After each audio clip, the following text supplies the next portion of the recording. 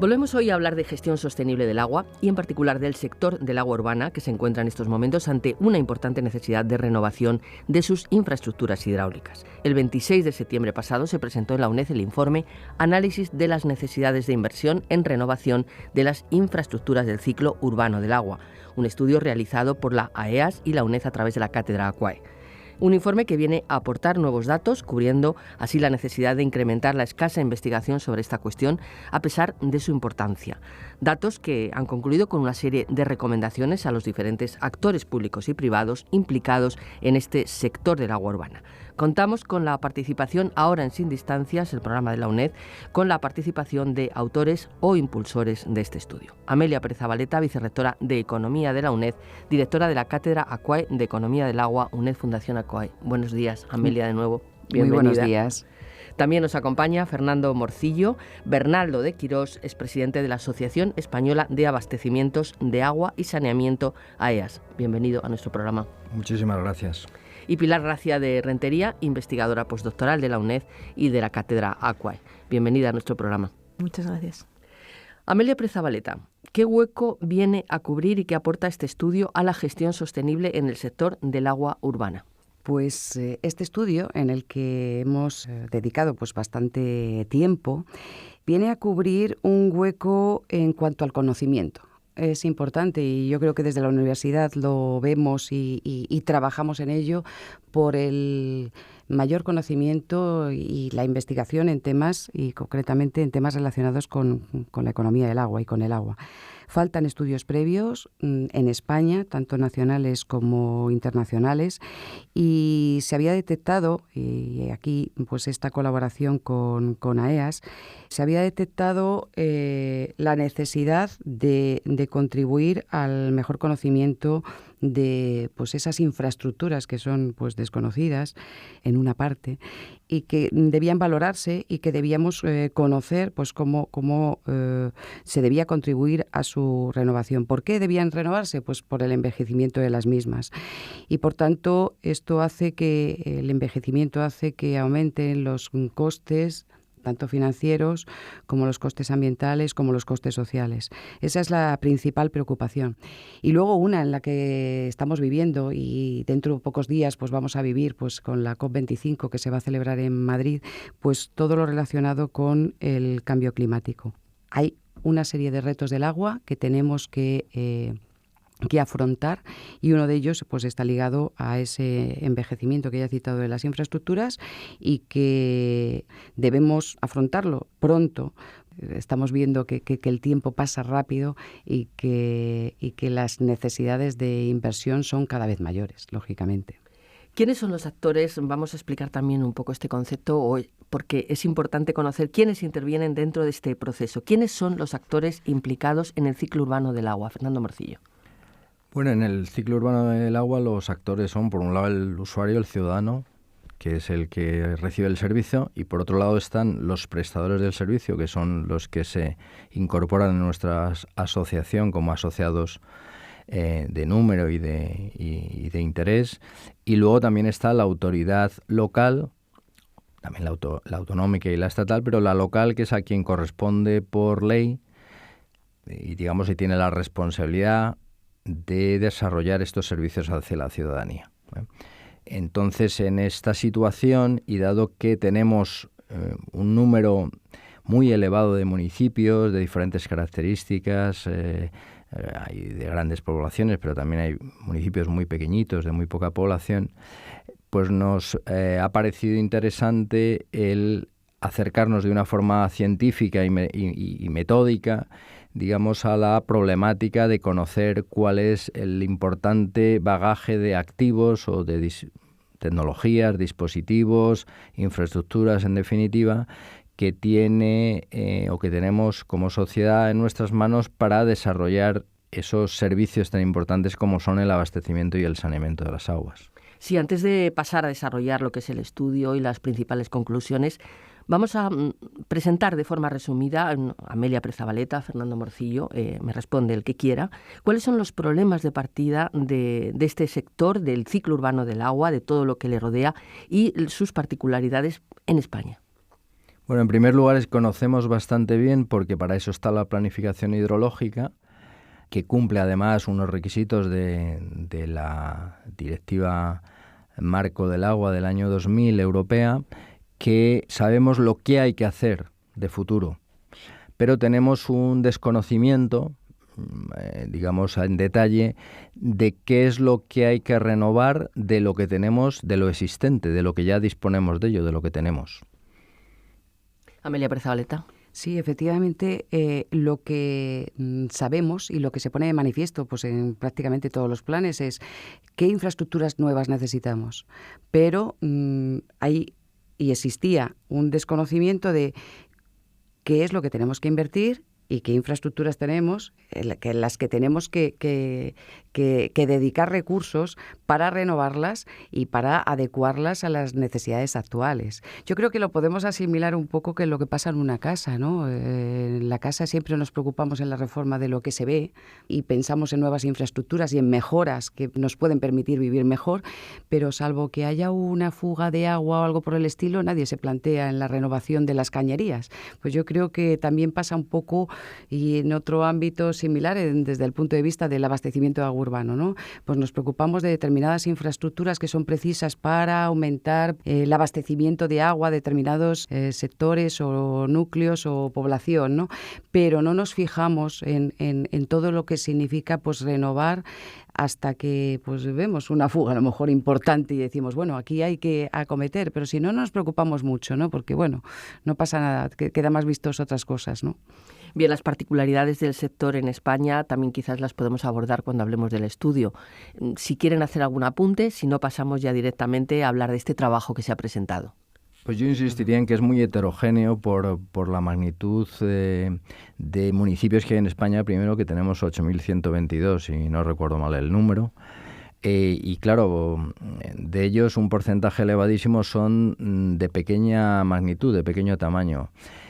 Es un mal endémico en el mundo, y también en España, el desconocimiento que tenemos de aquellas infraestructuras que a lo largo de muchísimos años, de varias generaciones, se han puesto a disposición, sobre todo las que están enterradas. Todo el mundo reconoce un depósito o reconoce una depuradora o una potabilizadora, pero es muy difícil conocer todas las tuberías, tanto de abastecimiento, que son tuberías de agua a presión, como las de saneamiento, que son de agua, que decimos los técnicos, rodada, que están debajo del subsuelo y que muchas veces no se conoce ni por dónde cruzan una calle, sobre todo si son de construcción antigua. Bien, pues vamos a hablar de ese trabajo, decíamos, que han presentado el pasado mes de septiembre con la participación de la Cátedra AQUAE y también la Asociación Española de Abastecimientos de Agua y Saneamiento, AEAS. Vamos a hablar de ese convenio, de ese trabajo entre ambas instituciones, ambas organizaciones. Amelia Pérez Zabaleta. Ese convenio es fruto de un año, yo creo, largo de trabajo previo. Un convenio que firmamos el 22 de marzo de 2018, el Día Mundial del Agua, y que ha durado pues lo que pretendíamos, yo creo, aproximadamente un año. Después hemos cerrado ya el ciclo. Y ese convenio yo creo que incide en dos temas fundamentales. Uno, en el objetivo número 6 de los Objetivos de Desarrollo Sostenible, que es agua y saneamiento, en el cual pues estábamos implicados tanto AEAS como la cátedra. Y un segundo objetivo, que es el 17, que es el de las alianzas, donde hemos apostado y hemos puesto de manifiesto pues el interés de estas dos instituciones y también la colaboración de otra institución, que es la Universidad Politécnica de Cataluña, que también se ha incorporado al estudio y hemos trabajado, yo creo, conjuntamente y muy bien.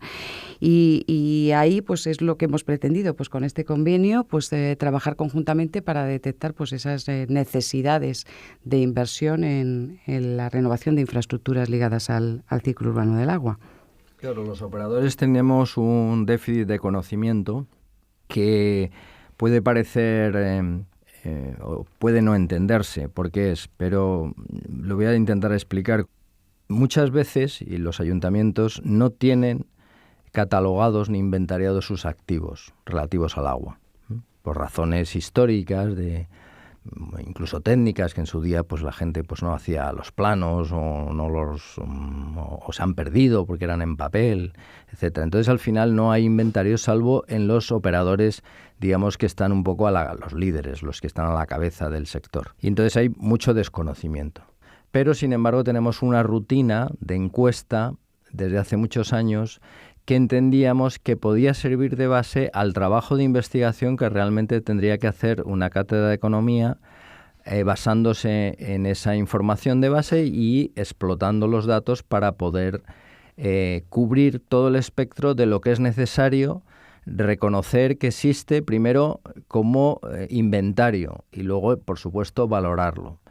A la hora de la valoración nos encontramos con la necesidad de que hubiera también otro grupo de investigación, otro grupo técnico, en este caso de ingeniería civil, una cátedra de ingenieros de caminos, que pudiera poner coste a ese tipo de obras, digamos, al menos unos costes estándar, ¿no? Y eso ha hecho que cerráramos ese convenio con ese apoyo de esa cátedra adicional de ingeniería civil, pero basándose un poco en los criterios que la cátedra de CUAE pues había pactado con AEAS a la hora de cuál iba a ser el alcance y cuál iba a ser la metodología y el desarrollo, ¿no? Fernando Morcillo, estamos hablando de la Asociación Española de Abastecimientos de Agua y Saneamiento, de la que usted es presidente. ¿Cuáles son las funciones de esta asociación? Bueno, pues podríamos decir que es un foro de encuentro del sector, de los profesionales, de las empresas, de los operadores del sector de abastecimiento y saneamiento. Tenemos 46 años de vida, por lo tanto un foro muy sedimentado. Y es un foro técnico, es un foro de encuentro, es un foro de intercambio de experiencias, de generación de procedimientos, de verificación de las mejores prácticas, de búsqueda de la innovación, de cooperación entre los diferentes actores. En España tiene una singularidad el modelo que tenemos y es que está compartido entre empresas públicas y empresas privadas. Hay ciudades que son servidas por empresas o entidades públicas y otras que lo son por empresas privadas. Y en este foro nos encontramos ambos modelos, compartimos lo que es similar entre todos, que es una vocación por el servicio y un enfoque, un objetivo a la excelencia, a la eficiencia en la prestación de los servicios, es un servicio básico para el ciudadano, y tratamos de ahí de encontrar pues las mejores, como decía, las mejores prácticas, las guías metodológicas que nos permiten a todos unificar criterios de técnicos de funcionamiento. Pues me imagino que a estas cuestiones que nos plantea Fernando Morcillo y también a los objetivos de la cátedra responde ese estudio que se presentó en septiembre, Análisis de las necesidades de inversión en el ciclo urbano del agua. Vamos a hablar de este estudio y su metodología. Pilar Gracia.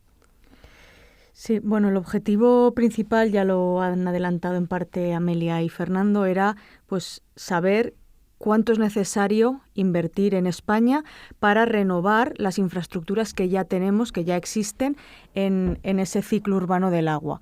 Y para saber esto teníamos que seguir 3 pasos, digamos. El primero, que también ya lo han apuntado, es saber qué tenemos. Es sorprendente, pero al oyente le puede sorprender, pero es así, que no se conoce en España, no se conocía hasta este estudio, qué número o qué kilómetros de redes existen, de aducción, de abastecimiento y de saneamiento, o qué número de infraestructuras disponemos actualmente en nuestro país, ¿no?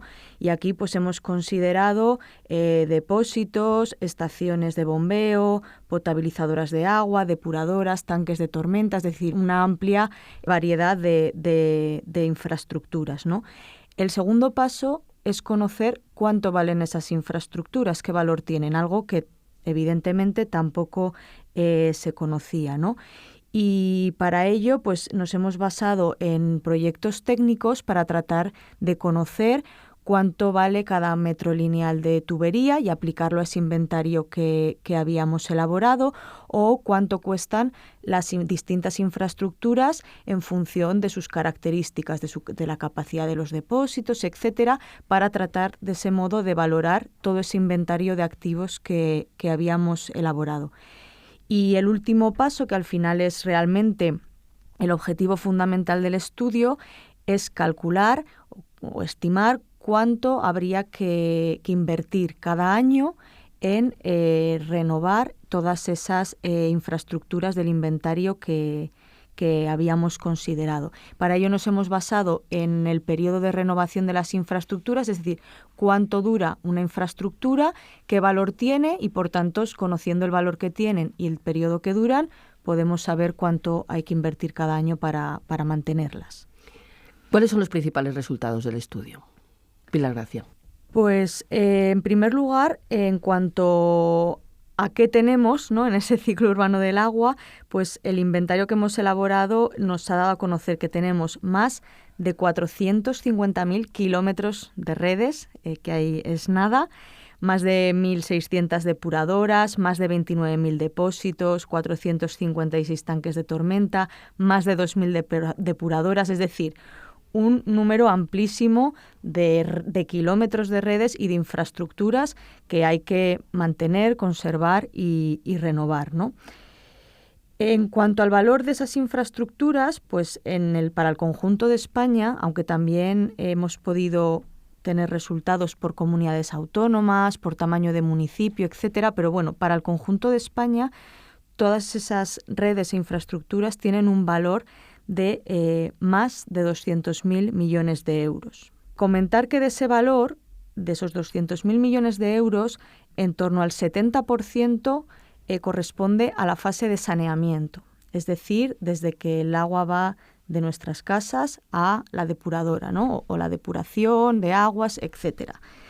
Y también el 70% de todo ese inventario corresponde a las redes, mientras que solo el 30% a las infraestructuras. Es decir, que una parte muy importante del valor está en esas redes que, como ha comentado Fernando, no se ven, no se sabe qué hay y parece que se les presta pues muy poca atención por esa invisibilidad que tienen, ¿no? Por último, en cuanto a ese resultado de la tercera etapa de cuánto habría que invertir cada año, hemos obtenido en este estudio que habría que invertir en torno a al menos 2.200 millones de euros al año. Para que nos hagamos una idea, esto supone el 0,20% del Producto Interior Bruto de nuestro país. Sin embargo, y ahí es un poco el hecho un poco preocupante que hemos obtenido en este estudio, es que actualmente de ese valor que habría que invertir anualmente, pues solamente se está invirtiendo en torno a algo más de un 20% de lo que se debería, ¿no? Y eso pues nos dice que hay que incrementar esa inversión, que hay que hacer un mayor esfuerzo en esa renovación y en ese mantenimiento de todas esas redes e infraestructuras. El estudio da recomendaciones a operadores de agua y administraciones públicas. A la luz de estos resultados, y llama la atención sobre ello, Amelia Pérez Zabaleta, Fernando Morcillo. Actualmente ya en estas disciplinas técnicas en el mundo se está avanzando mucho, sobre todo por los países, digamos, anglosajones, que quizá tienen una formalización metodológica más evidente que nosotros o que el mundo más latino, en una actividad, en unos procedimientos que llaman Asset Management, que es la gestión de los activos, la gestión de las infraestructuras y los medios de producción que hay para poder dar los servicios públicos. La recomendación que hacemos es que esto se tiene que universalizar para todos los operadores. Hay grandes operadores, los líderes del sector, que esto lo vienen haciendo, pero esto hay que generalizarlo en cualquier municipio y en todos, ¿no? Precisamente este estudio puede ayudar a esos operadores más pequeños, a esos ayuntamientos que a lo mejor no tienen demasiada profesionalización o demasiada especialización en eso, a ayudarles a tomar decisiones en relación con las necesidades de renovación periódicas que tienen que asumir para mantener unas vidas medias razonables. Parece sorprendente el número, porque si lo decimos en número de miles de millones, a todos nos parecen muchos, pero a mí me gusta más centrarlo casi a nivel per cápita, ¿no? Es decir, el inventario, que siempre decimos este valor, lo hemos desarrollado como si fuera a hacerse de nuevo, a hacerse como un valor a nuevo de estos activos. Actualmente nos sale 4.500 euros por persona. Es decir, todos cuando nacemos heredamos de nuestras generaciones anteriores un valor de los activos valorado a nuevo. Luego Si le ponemos la vida media que sea, pues lo podemos dividir por 2, si estuviera en su media de vida, pero de 4.500 euros. Pero eso se lo tenemos que entregar a la siguiente generación, se lo tenemos que entregar a nuestros hijos y por lo tanto tenemos que aportar la renovación necesaria para que ellos tengan el mismo confort que nosotros. Esos datos son muy importantes, ¿no? Del resumen que hemos hecho y de las recomendaciones que se hacen desde un estudio más reposado, científico, universitario, vemos que esos 2.200 millones de euros al año para toda España, y que además será diferente de unos municipios a otros, eso corresponde también, si lo hacemos per cápita, en unas necesidades de 48 euros por persona de renovación cada año para tener una buena vida útil de esas infraestructuras. Bueno, no estamos poniendo, como bien decía Pilar, no estamos poniendo nada más que un parcial de eso, y tenemos que insistir en la necesidad también de convencer al ciudadano, de convencer a las autoridades pertinentes, que normalmente son los alcaldes, los ayuntamientos, las autoridades locales, de hacer ese esfuerzo colectivo explicando las necesidades que hay que hacer de inversión para poder mantener ese confort, esa calidad que en España es bastante alta, pero no nos podemos dormir. Amelia Pérez Zabaleta. Sí, y efectivamente para hacer todo eso necesitamos financiarlo, porque ahí están los presupuestos de las entidades locales y hay que poner sobre la mesa, quizá esto los economistas lo decimos con un poco mayor contundencia, para poder pagar esto. Tenemos que, en principio, tener recursos y uno de los recursos que hay son las tarifas. Esto está ligado con la directiva marco que expone claramente que se deben recuperar los costes de los servicios del agua. Y efectivamente, para poder hacer inversiones, para poder renovar en esas infraestructuras ligadas al ciclo urbano del agua, pues los recursos que tenemos son limitados y nos damos cuenta de que las tarifas en muchas ocasiones son insuficientes como para poder cubrir todos estos costes. Entonces, bueno, pues sí que es cierto que hay que poner sobre la mesa. Hay diferencias, por supuesto, entre municipios, hay diferencias entre comunidades, también las hay entre países, ¿no? Y entre necesidades, pero tanto las tarifas o el precio que pagamos por el agua como las transferencias que se hacen por parte de la Administración para todo este tipo de cosas, pues deberían aumentar y eso es lo que queremos poner de manifiesto y tener una conciencia del uso que hacemos del agua y de la necesidad del ahorro de la misma, pues para poder pues mantener nuestro consumo futuro, ¿no? Y para poder mantener la calidad, que es de lo que se trata también, la calidad del agua, que parece que estamos hablando de cantidad, pero todas estas infraestructuras también pues están ligadas a la calidad. Fernando Morcillo. A mí me gustaría reforzar o resaltar una cosa que creo que es importante. Este es el primer estudio que tiene una importante ambición, con una metodología digamos científica, para aproximarnos al desconocimiento que teníamos anteriormente y convertirlo en conocimiento, como bien decíamos anteriormente. Este paso, sin duda, es relevante y llevará a que este estudio, probablemente en los próximos, 5 años, sirva de base para un refuerzo de los inventarios de los ayuntamientos, de los inventarios de los operadores de servicios, de poner más precisión en todos los datos, de buscar los mejores datos correspondientes a esto y identificar cómo la gestión de activos ahí puede ir progresando, cómo nos podemos ir acercando a hacer una rutina sistemática para que un servicio tan importante mantenga sus capacidades y sus cualidades de calidad. Ustedes han mencionado en alguna ocasión, porque es un actor muy importante, esos ayuntamientos, sobre todo los muy pequeñitos. Si nos estuviera escuchando algún alcalde, algún responsable, ¿hay algún tipo de herramienta, de subvención, de marco al que se puedan dirigir para un cambio, una mejora en estas infraestructuras a nivel local pequeñito? Nosotros desde la Asociación de Operadores de Servicios de Agua lo que recomendamos es los mecanismos de concentración municipal. Es decir, los mejores modelos que hay en España, los más eficientes, los que tienen las tarifas más ajustadas y demás, son modelos que, como bien saben los economistas, obedecen a economías de escala. economías de tamaño. Entonces, un municipio por sí solo es muy difícil que resuelva los problemas. Se tiene que concentrar con otros. Y ahí hay muchos modelos en España. Están las mancomunidades, están los consorcios, están aquellos que pueden resolverlo por la vía de la operación de empresas privadas que aglutinan esos servicios también por integración operativa. Es decir, también están las entidades.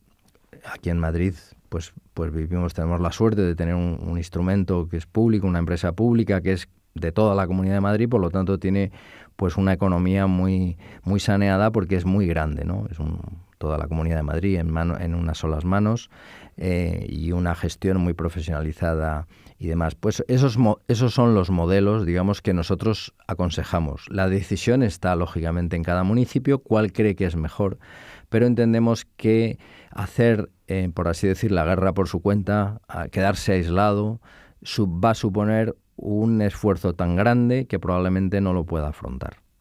Pilar Gracia, ¿continuidad con este proyecto? ¿Hay nuevos estudios complementarios a este que se ha presentado? Sí, una de las principales vías de continuidad de este estudio es algo que ya ha apuntado Fernando, y es que este estudio creemos que sienta las bases para que los operadores les sirva este estudio como referencia para esa gestión de activos que tiene que realizar cada ayuntamiento o cada operador, ¿no?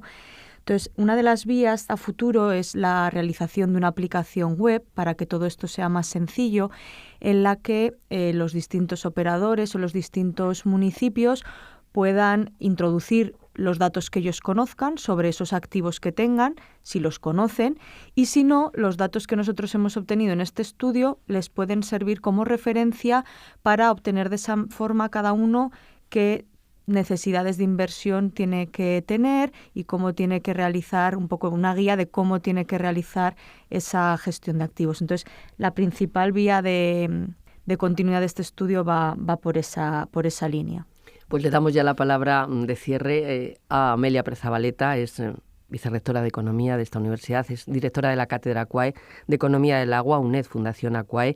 Continuidad en estas investigaciones, papel de la cátedra, proyectos futuros. Pues la cátedra va a seguir trabajando. Ya llevamos 6 años, cerramos ahora mismo pues este segundo ciclo y vamos a continuar. Yo creo que es importante el conocimiento, como he dicho al principio, y es importante seguir trabajando en investigaciones que permitan el avanzar y el mejorar en nuestro bienestar. Y nuestro bienestar pasa, en este caso, por la mayor inversión en temas relacionados con el agua.